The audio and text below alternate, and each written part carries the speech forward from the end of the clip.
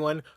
The big, big complaint regarding the Oscar nominations of 2015 that were announced Thursday morning early was the total absence of African Americans nominated for any category at all. And many are complaining.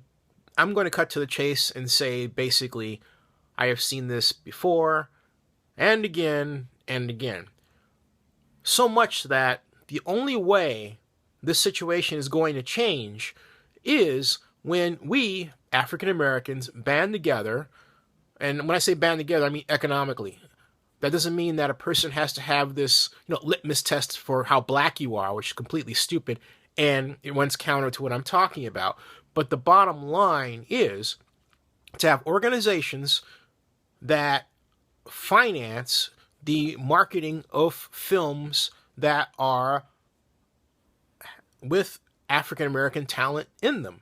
If you want to see black talent promoted at the Oscars for awards, black talent has to be marketed just like any other film. For example, remember Fruitvale Station? That was the Weinstein Company that stepped in, and also the Butler as well. The Weinstein Company was involved in that with Oprah Winfrey.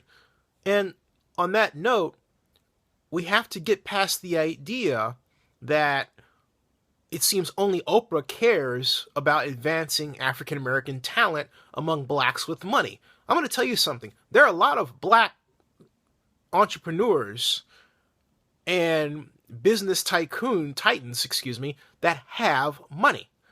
But we don't invest heavily in African American oriented projects. That is the problem. That's the only way this pattern is going to stop. It's got to, that really is the only way it's got to be halted. If we can't put money into our own projects, then who else is going to advance this? You can't just say, well, gee, didn't you think about this black person? I mean, it's a great question, but the other retort is, well, did you give me something to think about? Did you market me?